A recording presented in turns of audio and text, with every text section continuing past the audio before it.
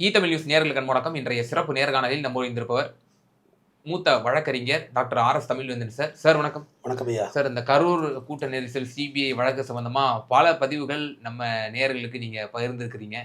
இப்போ ஏற்கனவே நேற்று தினம் சம்மன் அனுப்பப்பட்டிருந்தது. திரு விஜய் அவர்கள் இன்று ஆஜராகும்படி. ஆனால் அவர் ஆஜராகவில்லை. கால அவகாசம் கேட்டிருக்கிறார் என்ற தகவல் வெளிவந்தது. மீண்டும் சம்மன் அனுப்பப்பட்டிருக்கிறது. 15ஆம் தேதி நீங்க ஆஜராகணும் அப்படின்னு சொல்லி தற்போது அண்மை தகவலாக கிடைக்கப்பட்டிருக்கிறத நம்ம பார்க்க முடிகிறது. தேர்தல் நெருங்கி கொண்டிருக்கக்கூடிய சமயம் சிபிஎஃப்சி சென்ட்ரல் அந்த சென்சார் போர்டும் பார்த்தோம் அப்படின்னா இயக்குனருக்கு உடம்பு சரியில்லை, அதனால நாங்கள் தள்ளி வைக்கிறோம் மறு ஆய்வுக்கு அப்படின்னு சொல்லிட்டாங்க. இப்படிப்பட்ட ஒரு பல நெருக்கடிகள். இன்னொரு பக்கம் முன்னாள் அமைச்சர் திரு செந்தில் பாலாஜி அவர்களுக்கும் சம்மன் வழங்கப்பட்டிருக்கு. அவர் ஓப்பனாக சொல்லிட்டாருன்னா 17ஆம் தேதி போய் நான் ஆஜராக போறேன் சிபிஐ அலுவலகத்தில் அப்படின்னு அவர் சொல்லியிருக்கிறாரு. ஸோ எதை நோக்கி சென்று கொண்டிருக்கிறது? கெஜ்ரிவாலையே உண்டு பண்ணாங்க, நீ அனில்வால் ஒன்று என்ன பண்ணுவாங்க? கெஜ்ரிவால் சிட்டிங் சிஎம்க அந்த வாழையே உண்டு இல்லைன்னு பண்ணிட்டாங்க. இவாள் அந்த கெஜ்ரிவாலை மதுபான ஊழல் வழக்கு அதுன்னு சொல்லி கடைசியாக கோர்ட்டில் போய் ஹைகோர்ட்டில் ஆகி போச்சு. கெஜ்ரிவால் மேலே குற்றச்சாட்டு. ஆனால் இவர் அனில்வால் தானே, பெயிண்ட் ப்ரெஸ்ஸு, அனில்வால் ப்ரெஸ்ஸு சுழுக்க எடுத்துட்டுருவாங்க. செந்தில் பாலாஜி போயிட்டாருன்னு சொன்னால் Senthil Balaji politician by gene, political gene. அவருக்கு தெரியும் எதில் போய் ஆஜராகணும், எதில் என்ன செய்யணும். இதில் லேட்லாம் பண்ணிகிட்டு இருந்தால் வேஸ்ட்டு. அவங்க எதுக்கு இப்போ சம்மன் அனுப்புகிறாங்கன்னா 2-3 வாரண்ட் ஆகி எலெக்ஷனுக்கு வெளில இல்லாமல் எல்லோரும் உறுதிக்கு வைக்கிறது பார்க்குறாங்க. இது விஜய்க்கு புரியலை, தற்கொலை தலைவனுக்கு புரியலை. போய் ஆஜராகிடணும். அவங்க என்கிட்ட உண்டிலன்னு பண்ணிடுவாங்க. ஏன்னா கெஜ்ரிவாலை பார்த்தோம் என்ன பாடுபடுத்தினாங்கன்னு. அப்போ விஜய் என்ன பண்ணுவாங்க? நம்ம அதோடு தான் சொன்னோம். சென்னை உயர் நீதிமன்ற நீதியரசர், மாண்புமிகு நீதியரசர் என் செந்தில்குமார் ஐயா என்ன சொன்னார்? அஸ்ட்ராகாரத்துட்டு ஒரு எஸ்ஐடி போட்டாரா? அமைதியாக இருக்க வேண்டியதானே. அவங்களே நேரம் டீல் பின்னர் முடிச்சிருப்பாங்க, சார்ஜ் ஷீட் போட்டிருப்பாங்க. ஒன்றும் பெருசாக விஜய் மேலே ஒன்றும் அலிகேஷன் வந்திருக்காது. இவங்க போய் ஓடி போய் டெல்லி ஓடி போய் கேஸை மாற்றி வாங்கி சிபிஐக்கு பார்த்தோம்ல. சுப்ரீம் கோர்ட் ஜட்ஜி சென்னை உயர் நீதியரசரை கிரிட்டிசிசம் பண்ணார். என்ன இப்படிலாம் பேச போச்சுன்னு. அப்போயே புரிஞ்சிருக்க வேண்டாமா, நம்ம கேஸ் வீக் ஆகிட்டு என்னடா இவங்கெல்லாம் நம்மளை ஆதரிக்கிறாங்கன்னு. முதல்ல ஆதரவுக்கு 2 டைப் இருக்குது. ஆதரிப்பது போல் ஆதரித்து அனர்த்தத்தில் கொண்டு விடும். அது விஜய்க்கு அந்த டைப் முடிஞ்சு போச்சு. சிபிஐக்கு முடிஞ்சுன்னா அங்கே திருவுவாங்க. அவர் விஜய் கூட சொல்கிறாரம்மா, டெல்லி ரொம்ப தூரத்தில் இருக்குது, இங்கே எங்கேயாவது பக்கத்தில் வைங்க அப்படின்னு சொல்லி சிபிஐ அலுவலகத்தை பனையூரில் வைக்க சொல்லுவோமா? அவர் வீட்டாண்டே வச்சிட வேண்டியதான். வாசல் ஒரு போலீஸ் பூத்து மாரி போட்டு சிபிஐ அங்கேயே விசாரிக்கட்டும். போய்தான் அவன் டெல்லிக்கு. விஜய் அக்யூஸ் ஆகிறது தானே அவ்வளோ ட்ரை பண்ணுறாங்க அவங்க. தமிழ்நாடு கவர்மெண்ட் விஜய் மேலே ரொம்ப மரியாதையாக நடத்துச்சு. எனக்கு அதுதான் வருத்தம். அரசியல் பேச வேண்டியது தான். அதே நேரம் தமிழ்நாடு கவர்மெண்ட் சிறப்பாக செயல்பட்டாங்க. பாடியெலாம் சீக்கிரமாக போஸ்ட்மார்ட்டம் பண்ணி கொடுத்தாங்க. வெளில இருந்தால் டாக்டர் இறக்குனாங்க அப்படின்னு தானே சொல்லணும். நேற்று வரைக்கும் போய் திட்டிட்டு வர்றாரு, மகளிர் மீட்டிங்கில் போய் திட்டிட்டு வர்றாரு. இந்த மாதிரி ஸ்டாலின் டேக்ஸ் தனியாக இருக்கான், ஸ்டாலின் டேக்ஸ் 30%. அது எப்படி புது வழியில் சொல்கிறாரு? ஏன் காவல்துறை வழக்கு பதிவு பண்ணாமல் இருக்கு விஜய் மேலே? எனக்கு புரியல. இது ஸ்டாலின் டேக்ஸ்னு எப்படி சொல்ல போச்சு? நீங்கள் ஊழல் வழக்கு இல்லாத ஒரே ஒரு அரசியல் தலைவர் மு.க. ஸ்டாலின் தெரிஞ்சுங்க. சிஎம் அவர் இருக்கார், துணை முதல்வராக இருந்திருக்கார், மேயராக இருந்திருக்கார், பொதுப்பணித்துறை மந்திரியாக இருந்திருக்காரு. அவர் மேலே ஊழல் வழக்கே இல்லையே, இன்றைக்கி வரை இல்லையே. அப்புறம் ஏன் அப்படி சொல்கிறாங்க? அது தப்பான ஸ்ட்ராட்டஜி தானே, மக்கள்கிட்ட போய் சேர்க்கறது தானே. அப்புறம் வழக்கில் போடணும், இந்த வார்த்தைகள்லாம் அவதூறு வழக்கு போடணும், ஆதாரம் இல்லாத அவதூறு வழக்கு. அது செய்யலையே அவர் மேலே. இப்போ திரிஷா விஜயை பற்றி நம்ம பேசணும்னா அடுத்த நாள் அவங்க 2 பேரும் ஒரே காரில் இறங்கி இருந்தாங்க, அதனால் நம்ம பேசணும். ஏன்னா அது கூட பேசியிருக்க முடியாது. நாய்க்குட்டி நடிகர் தான் நானும் பேசினேன். இப்போ நாய்க்குட்டி நடிகை யார் தெரியுதா இல்லையா? அந்த ஒருத்தர் சொல்கிறேன், அவன் பேர் என்னது, பாகுபலி நடித்தான். அவன் தானே மெட்ராஸில் எனக்கு எந்த வீடும் தெரியாது, எங்கே இறக்கி விட்டாலும் திரிஷா மேம் வீடு தெரியுங்கிறான். அதில் லைட் ஹவுஸ் ஆடாது? எனக்கு புரியல. எனக்கு லைட் ஹவுஸ் அது ரேட்டு. கில்லி படத்தில் லைட் ஹவுஸ்லாம் கூட ஒளிய வைப்பார் தானே, விஜய் தானே ஒளிய வைப்பார், சந்தேகமே வராத இடம்னு சொல்லி. அதனால் லைட் ஹவுஸ் நடிக்க போல இருக்குது. இல்லை அப்படி தானே சொல்லுவாங்க, கடல்லேருந்து பார்த்தா கண்டு தெரியாது, லைட் ஹவுஸ் பார்த்தா உடையதில்லை நம்ம கரைக்கு. அதுமாதிரி திரிஷா விட்டு போயிடுவாங்கிறான். ஓகே, வெக்கமே இல்லாமல் ஒரு மேடையில் சொல்கிறான், பொது மேடையில். இவனோட கலாச்சாரம் தான் என்ன எனக்கு ஒன்றுமே புரியலையே.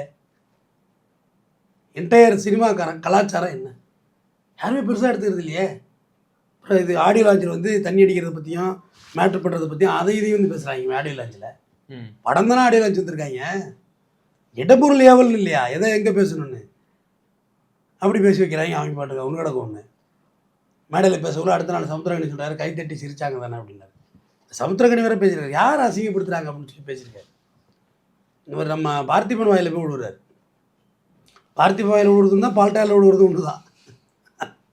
அவர் நல்லா பேசுவார், இலக்கியவாதி, பெரிய போயிட்டு லெஜண்ட், படித்தாள், எல்லாத்தையும் அவர் செஞ்சு விட்டு போயிடுவார். செஞ்சுட்டார் அவர், ஆரம்பிச்சிட்டார் அவர். திரிஷா தூரத்துக்கு மைக் கிடச்சி தான் இன்னொன்று பேசுகிறாங்க திரிஷா.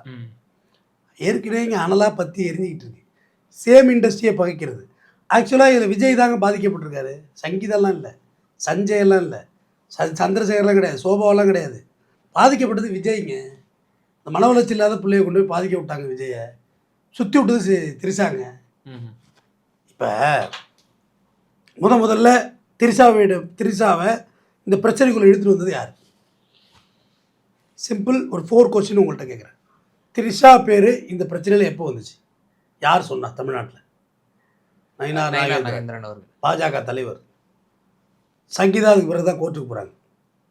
2வது பாயிண்டா, திரிஷாவின் தகப்பனார் பேர் என்ன? திரிஷா கிருஷ்ணன் தான் உங்களுடைய பக்கத்திலே கிருஷ்ணன். கிருஷ்ணன் எந்த அமைப்பில் உள்ளார்? 4 கேள்வி தான் முடிஞ்சுது. சங் பரிவாரில் இருக்காரு. ஆமாம், ஆர்எஸ்எஸ்ல உள்ளவர். ஓகே, முடிஞ்சு போச்சு, டிபேட் முடிஞ்சு போச்சு. டிபேட் முடிஞ்சு போச்சு. என்டையர் மாஸ்டர் பிளான், அந்த விநாயக் கடைசாதான் வந்தார், விநாயக்னு சொல்லுவாங்கல்ல, மங்காத்தாடால, என்டையர் மாஸ்டர் பிளான் பிஜேபியோடது. அது மிகப்பெரிய டூலாக இருந்தது திரிஷா. திரிஷா தான் பச்சை துரோகி விஜய்க்கு. யாரையே பார்த்து பேசிகிட்டு இருக்காரு அவர். பேச வேண்டியது பிஜேபி, திரிஷாவை எதுக்கவே முடியல விஜயால். அவ்வளோ அந்தரங்கங்களை அவர் கைப்பற்றி வைத்திருக்கிறார். திரிஷாவுக்கு இந்த வடிவேலு ஜோக்கு மாதிரி, சார் எங்களை கல்யாணம் பண்ணி வைக்கணுன்னு, நீங்கள் மேஜர் தானே, நீங்கள் மேஜர் தானே, யார் வந்தாலும் நீ தடுக்க முடியும், நான் கல்யாணம் பண்ணிக்கிறேன். இப்போ நான் யார், நீ யார்? நான் தான் புருஷன். இந்த வயிற்றில் புள்ள குட்டி பிறந்தா அதுக்கு நான் தான் இனிஷியலாக போடுவேன். அப்புறம் வந்து ஒரிஜினல் புருஷன் ஓட்டிட்டு போவான். காலையில் போட்டிருக்காங்க மீம்ஸ், நான் போடல மீம்ஸ். இது எங்களுக்கு ஒரு விளையாட்டு அப்படிங்கிற வடிவேலை.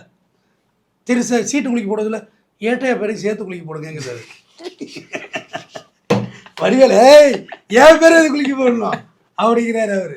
அந்த மாதிரி இருக்கு. இப்போ அந்த ஏட்டையா மூஞ்சில் வந்து விஜய் போட்டோ வச்சுருக்காங்க, விஜய் போட்டோ வச்சுருக்கிறாங்க. இங்கே 3-4 பேர் லீடிங்கில் இருக்காங்க. அவன் அந்த பாகுபலி நடிச்சான், அவனும் இருக்கான், எல்லாம் வரிசை கட்டி நிற்கிறான். இப்போ விஜய் எங்கே போகிறாரு தெரியுமா? என்டிஏ கூட்டணிக்கு போகிறார். பவன் கல்யாண் ஒரு நடிகர் பேசுகிறார், எக்ஸ்க்ளூசிவாக உங்களுக்கு தரேன். பவன் கல்யாண் பேசுகிறார். தொடர்ந்து செய்திகள் வந்துகிட்டு இருக்கு. பவன் கல்யாண் பேசிட்டு இருக்காரு, என்டிஏக்குள்ள வரணும் அவரு, அப்பதான் வந்து அலையன்ஸை ஸ்ட்ரென்தன் பண்ண முடியும். எடப்பாடி ஒத்துக்கணும்ல, பிஜேபியிலேருந்து வரலாம் விஜய், பிஜேபியிலேருந்து வரலாம். எடப்பாடி ஒத்துக்க மாட்டார். ஏன்னா எடப்பாடி சோத்துல உப்பு போட்டு திங்கிறவர். எதிர்கட்சி தலைவராக இருக்கலாம், வேற கட்சியாக இருக்கலாம். எடப்பாடி எப்படி நம்ம விட்டு கொடுக்க முடியும்? டிடிவி விட்டு கொடுக்க முடியுமா? எடப்பாடி விட்டு கொடுக்க முடியுமா? அன்புமணியனை விட்டு கொடுக்க முடியுமா? ராமதாஸை விட்டு கொடுக்க முடியுமா? சொல்லுங்கள், எல்லா வரிசையும் சொல்லுங்கள். விட்டு கொடுக்க முடியாது இல்லை. எடப்பாடி அதை ஒத்துக்க மாட்டார். ஏன்னா எடப்பாடியோட கல்ச்சர் அது கிடையாது. இதெல்லாம் பிடிக்காது அவருக்கு அப்படின்னு நான் சொல்கிறேன். உப்பு கம்மியாக போட்டால் அதுக்கு நான் பொறுப்பு இல்லை, உப்பு ஜாஸ்தியாக போட்டு சாப்பிடுவாரு எல்லாம் சொல்கிறாங்க. ஓகே, அவரு இதை ஏற்றுக்க மாட்டார். ஏன்னா அது ஜெயலலிதாவுக்கே பிளாசபி ரீதியாக எதிரானது. இந்த கள்ளப்பொண்டை வச்சுக்கிறதெல்லாம் ஜெயலலிதா உடன்பாடு கிடையாது.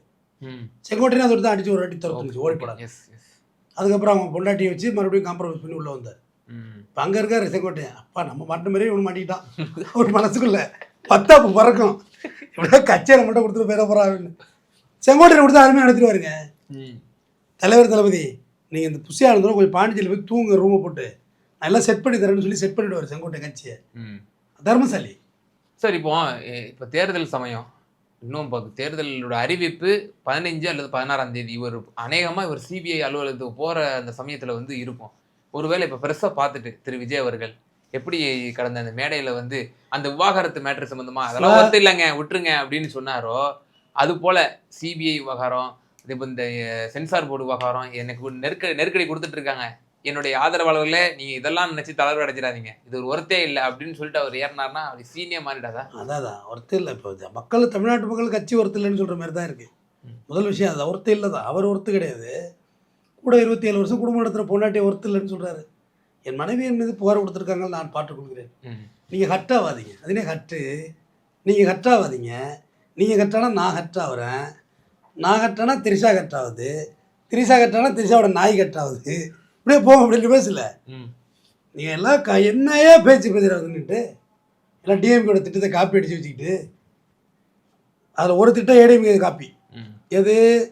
அந்த பேபி கிட்டு, அது ஜெயலலிதா கொடுத்தது. அது பாக்கி 11 டிஎம்கேட திட்டம். அதில் அமௌண்ட்டை இன்க்ரீஸ் போட்டிருக்காரு. பஸ் ஃபுல்லாக தமிழ்நாடு முழுக்க ஃப்ரீ. நாங்கள் என்ன கொஞ்சம் எங்களுக்கு ஒரு ஃப்ரீன்னு ஒரு அறிவிக்கலாமே. ம். விஜய் தம்பியை சொல்கிறேன். ம். ஆண்களுக்கு ஃப்ரீங்க வேண்டியதானே, பஸ்ஸே ஃப்ரீ, ஃப்ரீயோ ஃப்ரீ சொல்லிவிட வேண்டியதானே. ம். வேண்டாம் வேண்டாம் ஓசி வேண்டாம் அவங்க கட்சியில் ஒரு தற்குறி. இப்போ எந்த லட்சணத்தை வச்சுட்டு இருக்காங்க எல்லாம் மூஞ்சி வச்சுட்டு.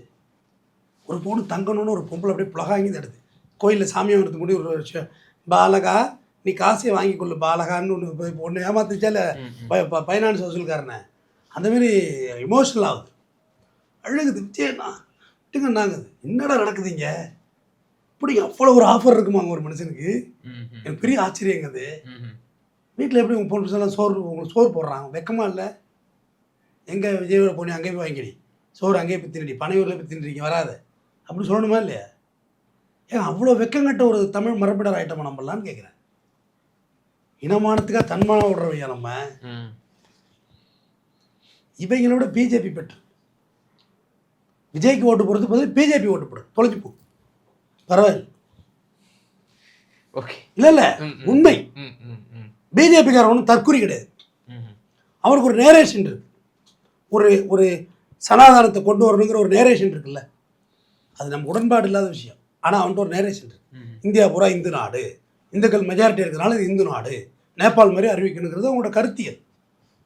ரைட், அவன்கிட்ட ஒரு சித்தாந்தம் இருக்கு, தவறோ சரியோ. ஆனால் ஒரு நேரேஷன் வச்சுருக்கான். இவர்கிட்ட என்ன நேரேஷன் இருக்குது? இப்போ சீமானா என்ன சொல்லுவீங்க? தமிழ் தேசியம், தமிழ்நாடு தமிழர் ஆளணும், ரைட்.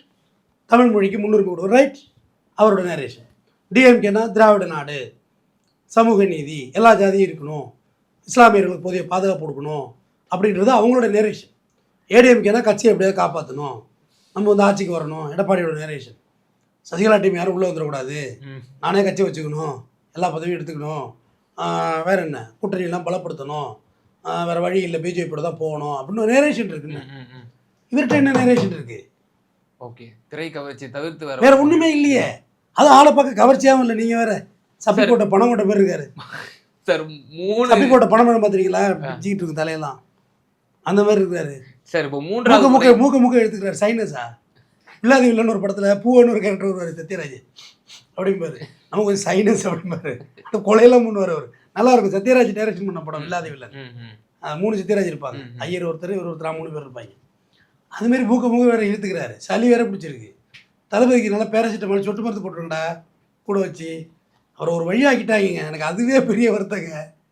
ஏங்க ஒரு விஷயம், நீங்கள் வந்து இப்போ நான் வந்து 10வது வரைக்கும் கவர்மெண்ட் ஸ்கூலில் படித்து 11வது 12 கொண்டு போய் சிபிஎஸ்சியில் படிக்கணும், திணறிடுவேன் திணற மாட்டேன் தான். கண்டிப்பாக, ஏன்னா சிலபஸ் தெரியாது, சிலபஸ் வேறு. அதுமாரி அரசியலுங்கிறது சிலபஸே வேறு. அன்னைக்கு இந்த சூழ்நிலைக்கான சிலபஸ் கையில் வரும்.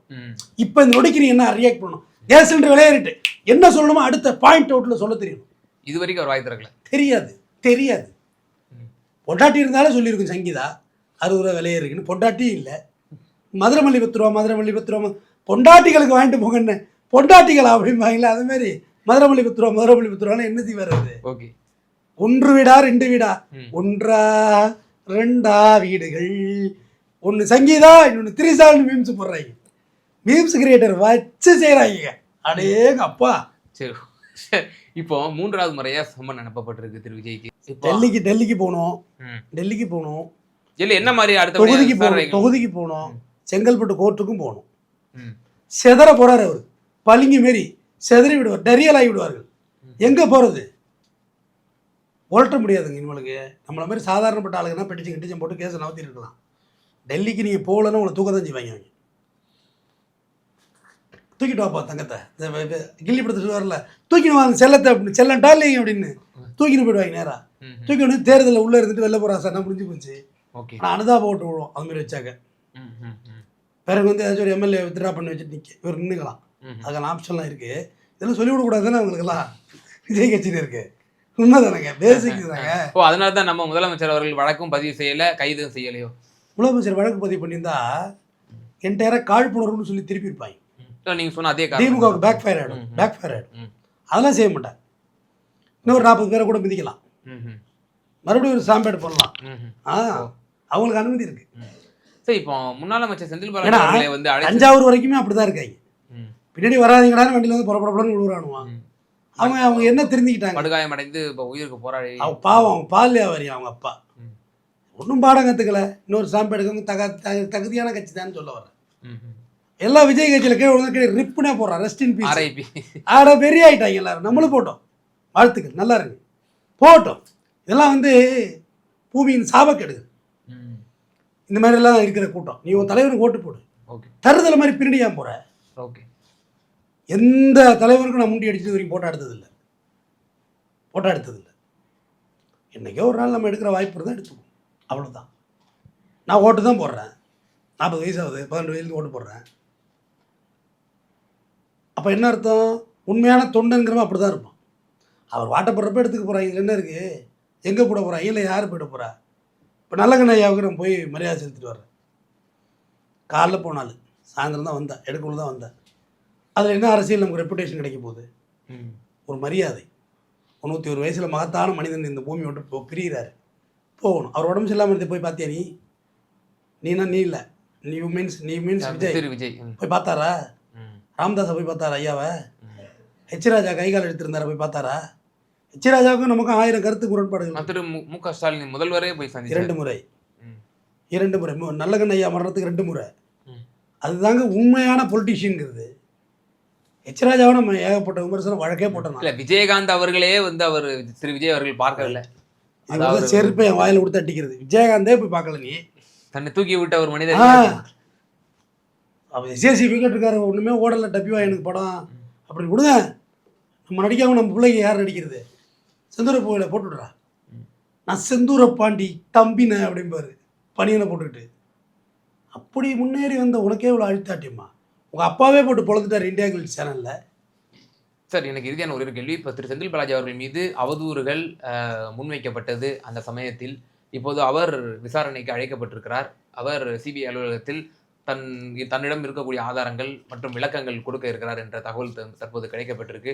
இப்போ இந்த அவர் கொடுக்கக்கூடிய இந்த ஆதாரங்கள், தரவுகள் நிச்சயமாக அது ஒரு தாவேகாவுக்கு நெருக்கடியாக அமையும்னு நினைக்கிறீங்களா? நிறைவான கருத்து. கரூர் சம்பவத்தில் காமெடி பண்ணி கிண்டல் பண்ணி சிரித்து எள்ளி நகை ஆடிய எனது அருமை தாவேகா தொண்டர்களே, உங்கள் சோழி முடிய போகிறது.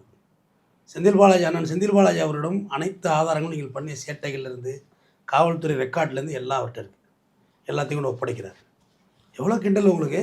கண்டிஷன்ஸை ஃபாலோ பண்ணுங்கடா அமைச்சர் போய் அழுததை ஒரு படம் வரைக்கும் எடுக்கிறாங்க. அந்த ஜீவான்னு ஒரு பையன் நடிக்கிறாங்க, ட்ரிபிள் டி சொல்லி காட்டுறாங்க ஆடியோ லான்ச்சில். அவ்வளோ திமிர் தானே? அவங்கவுங்க எல்லோரும் போயிட்டாங்க, நீ தான் மாட்டிட்டு தொங்குற. எனக்கு தப்பு நடந்து போச்சு. விஜய் வந்து ஒரு வீடியோ வெளியிட்டிருக்கலாம், தமிழ்நாடு அரசு விரைந்து செயல்படுங்க, நான் கொஞ்சம் இக்கட்டான நிலைமை இருக்கோம், நீங்கள் எங்கள் பிரச்சனையை சார்ட் அவுட் பண்ணுங்கள், கட்சி பழிவாங்கலாம் இப்போ எதுவும் வேண்டான்னு கூட போட்டிருக்கலாமா இல்லையா? இல்லை தமிழ்நாடு போலீஸுக்கு நன்றி, மேடைக்கு கொண்டு வந்த தமிழ்நாடு போலீஸுக்கு நன்றி நீங்களே, அப்புறம் எந்த முறை அடிச்சு தமிழ்நாடு போலீஸ் சரியில்லைன்னு சொல்கிறீங்க? ஓகே, நிச்சயமா சார். இந்த கரூர் வழக்கு சம்பந்தமாக அடுத்தடுத்த சம்மன்கள் வழங்கப்பட்டிருக்கிறது.